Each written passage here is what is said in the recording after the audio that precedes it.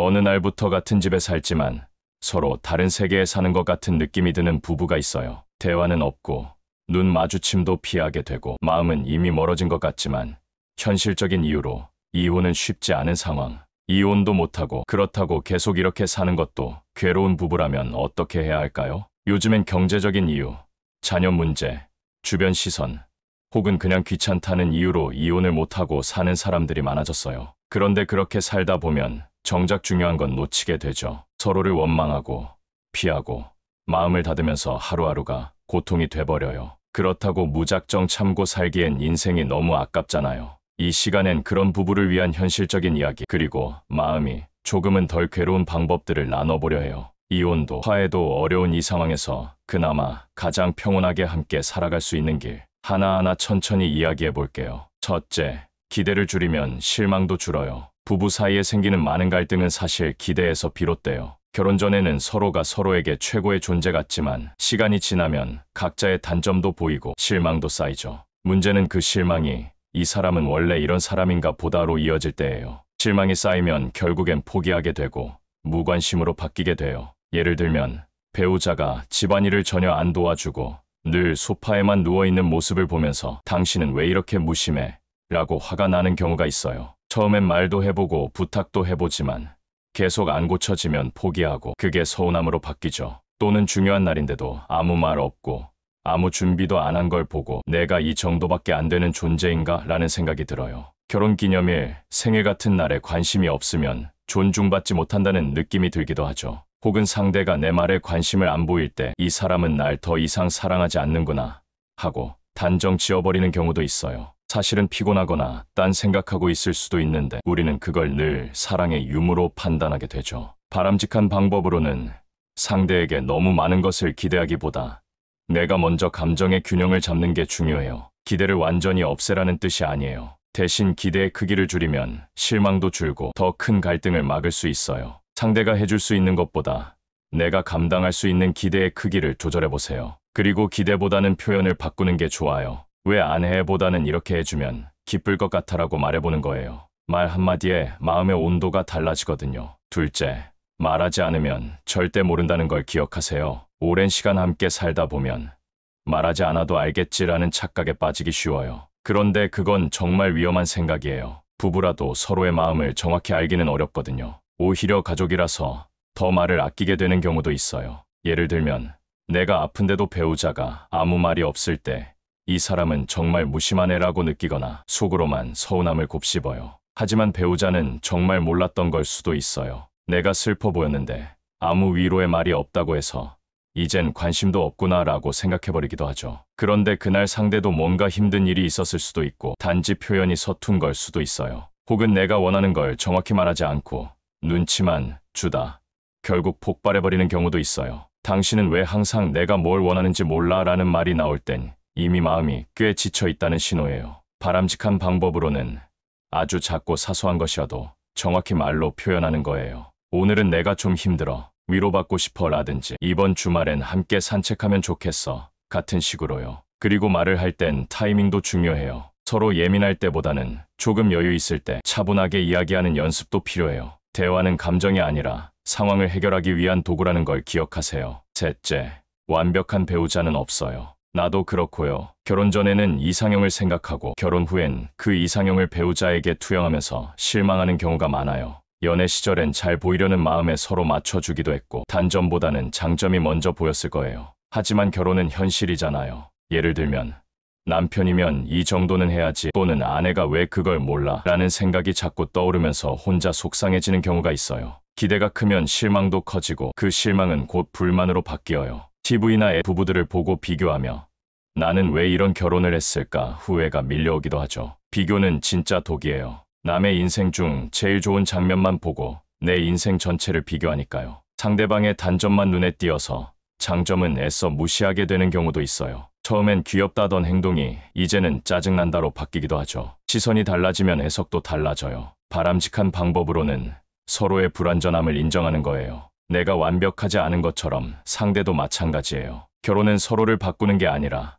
부족함까지 끌어안는 과정이라는 걸 기억해야 해요. 서로를 고치려 하지 말고 함께 맞춰가고 조율해가는 관계라는 걸 잊지 마세요. 가끔은 그래, 저런 점도 있지 하며 웃어넘길 수 있는 여유가 필요해요. 넷째, 감정 쓰레기통이 되지 않도록 선을 그어요. 가까운 사이라고 해서 상대가 내 감정을 무조건 받아줘야 하는 건 아니에요. 오히려 그게 반복되면 지치고 무기력해져요. 자주 감정을 쏟아내는 사람도 지치지만 그걸 받아주는 사람은 더 지쳐요. 예를 들면 하루 종일 쌓인 짜증을 집에 와서 다 쏟아붓는 경우가 있어요. 직장에서 있었던 일, 운전하다가 당한 억울한 상황까지 죄다 상대에게 털어놓으면서 화풀이처럼 말하게 되는 거죠. 작은 실수에도 예민하게 반응하면서 서로에게 상처 주는 말을 하게 되거나 자꾸만 상대 탓을 하며 비난하다 보면 상대는 감정 쓰레기통처럼 느끼게 돼요. 그리고 점점 대화가 줄어들고 결국엔 아무 말도 하지 않게 돼요. 감정이 오가는 게 무섭고 그 감정을 견딜 자신이 없기 때문이죠. 바람직한 방법으로는 감정을 표현할 땐 나 중심의 말로 전달하는 거예요. 당신 때문에 짜증나 보다는 오늘은 내가 좀 예민한 것 같아처럼요. 그리고 힘들 땐 말하기 전에 혼자 정리하는 시간도 필요해요. 감정에도 책임이 필요해요. 내 감정이니까 내가 먼저 정리하고 말할 수 있는 상태가 되었을 때 조심스럽게 건네는 거죠. 그렇게 하면 상처 주지 않고도 충분히 마음을 나눌 수 있어요. 다섯째, 함께하지 않아도 괜찮아요. 각자의 공간이 필요해요. 모든 걸 함께하려고 하면 오히려 부딪히는 일이 많아져요. 부부 사이에도 거리감이 필요해요. 붙어 있을수록 오히려 감정이 예민해지고 말 한마디에도 상처받기 쉬워지거든요. 예를 들면 항상 식사도 같이 해야 하고 주말엔 무조건 함께 있어야 한다는 강박 때문에 갈등이 생기거나 혼자만의 시간이 필요하다고 말했는데 그것마저도 오해하고 섭섭해하는 경우도 있어요. 서로의 취미에 간섭하거나 비하하는 말로 상처 주는 경우도 있고요. 그게 뭐가 재밌냐는 말 한마디에 상대는 자기 취미를 부정당한 느낌을 받기도 해요. 바람직한 방법으로는 각자의 시간을 존중하는 거예요. 따로 시간을 보내는 게 이혼 위기는커녕 오히려 관계를 살리는 숨통이 될 수 있어요. 취미도 친구도 혼자만의 공간도 필요해요. 서로 떨어져 있는 시간이 있어야 다시 마주할 때 반가움도 생기고 대화도 살아나요. 결혼은 함께 살되 각자의 삶도 존중해주는 균형이 필요해요. 여섯째, 감정의 거리 조절이 필요해요. 서로 너무 가까워도 숨이 막히고 너무 멀어도 외로워요. 특히 감정적으로 붙어 있으려고만 하면 오히려 관계가 더 불안해질 수 있어요. 감정은 밀고 당기기가 있어야지 한쪽만 밀거나 당기면 관계가 흔들리기 쉬워요. 예를 들면 배우자가 항상 내 감정 상태를 알아주길 바라면서 계속 감정적으로 의존하려는 경우 상대는 부담을 느끼게 돼요. 결국 도망가고 싶다는 생각이 들 수도 있죠. 또는 감정 표현을 아예 하지 않아서 상대가 소외감을 느끼고 점점 두 사람 사이에 벽이 생기게 되는 경우도 있어요. 아무 말 없고 아무 감정 표현도 없으면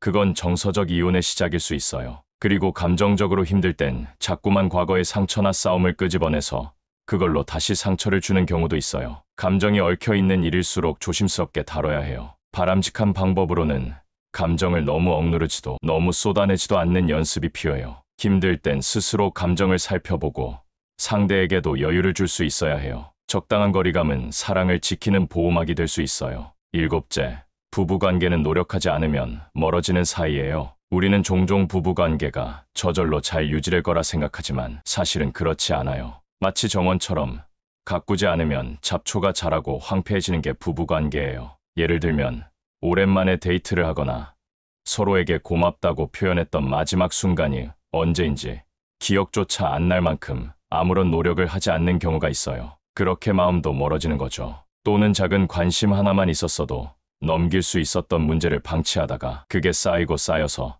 돌이킬 수 없는 벽이 생기는 경우도 많아요. 혹은 함께 시간을 보내도 각자 휴대폰만 보거나 TV만 켜놓고 대화도 없이 시간을 흘려보내는 경우가 있어요. 물리적으로 함께 있어도 정서적 거리는 점점 벌어지는 거예요. 바람직한 방법으로는 부부 사이에도 데이트가 필요하다는 걸 잊지 않는 거예요. 간단한 산책, 함께 마시는 차 한 잔, 하루 10분의 대화만으로도 관계는 달라져요. 아무리 오랜 시간 함께한 사이라도 노력 없이는 마음은 자연스럽게 멀어질 수밖에 없어요. 다시 가까워지고 싶다면 작은 것부터 시작해보세요. 여덟째, 갈등은 피하지 말고 다루는 거예요. 갈등이 생기는 건 자연스러운 일이에요. 문제는 갈등 자체보다 그걸 어떻게 다루느냐예요. 회피하면 더 커지고 무시하면 더 깊어져요. 예를 들면 같은 문제로 계속 싸우면서도 제대로 대화를 안 하고 감정만 주고받다가 결국은 큰 싸움으로 번지거나 말도 안 하게 되는 경우가 있어요. 또는 갈등이 생길 때마다 무조건 참기만 하다가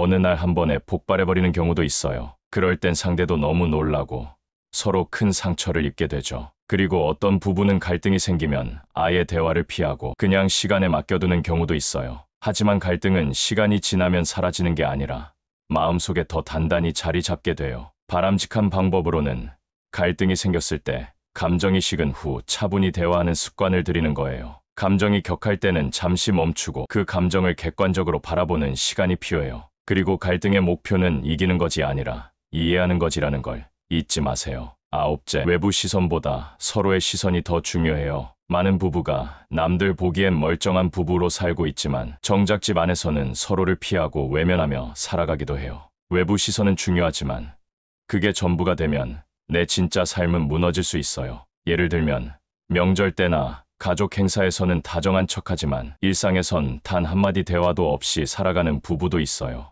겉모습은 괜찮아 보여도 속은 무너지고 있는 거예요. 또는 자녀 때문에, 친척 때문에, 체면 때문에 그냥 참고 사는 경우도 많죠. 그런데 그렇게 참고만 살면 결국 나도 병들고 관계도 병들게 돼요. 그리고 다른 부부들처럼 보여야 한다는 강박 때문에 서로에게 무리한 요구를 하게 되는 경우도 있어요. 비교는 상처의 시작이에요. 바람직한 방법으로는 외부보다 서로의 마음을 먼저 살피는 연습을 하는 거예요. 우리가 진짜 원하는 건 남 보기 좋은 부부가 아니라 서로 편한 부부라는 걸 기억하세요. 가끔은 체면도, 역할도 내려놓고 솔직한 감정으로 마주할 수 있어야 해요. 그게 진짜 부부의 모습이에요. 열째, 끝까지 가는 게 목적은 아니에요. 행복하게 가는 게 중요해요. 많은 사람들이 결혼을 끝까지 가야 하는 것이라고 생각하지만 사실 더 중요한 건 어떻게 가느냐예요. 그냥 참으며 무의미하게, 고통스럽게 살아가는 건 누구에게도 좋은 일이 아니에요. 예를 들면 이혼은 안 했지만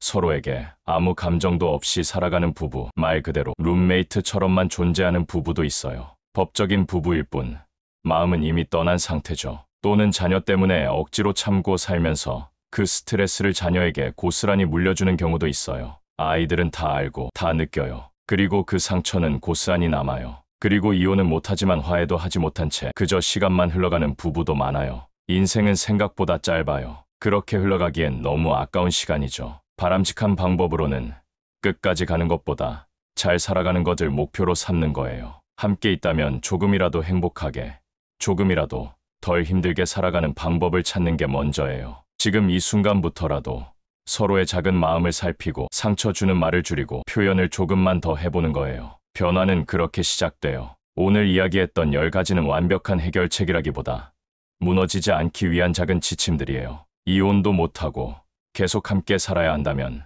그 안에서 조금은 덜 괴롭고 덜 상처받는 방법을 찾는 게 중요해요. 기대를 줄이고 말로 표현하고 완벽을 바라지 않고 감정을 쏟기보다 조절하고 각자의 공간을 존중하고 감정의 거리도 조절하고 작은 노력으로 마음을 다지고 갈등을 회피하지 않고 남보다 우리를 보고 끝이 아니라 과정을 보며 살아가는 거. 이 10가지를 삶 속에서 하나씩 실천해 나가다 보면 지금보다 조금은 가벼운 마음으로 함께 살아갈 수 있을 거예요. 꼭 다 해결하지 않아도 괜찮아요. 단지 오늘 하루 덜 싸우고 덜 상처 주고 덜 후회하면 그걸로 충분해요. 이 영상이 부부로서 지친 분들에게 작지만 따뜻한 위로가 되었길 바라요. 도움이 되셨다면 구독, 좋아요, 알림 설정 부탁드리고요. 다음 이야기에서도 편하게 만나 뵐게요.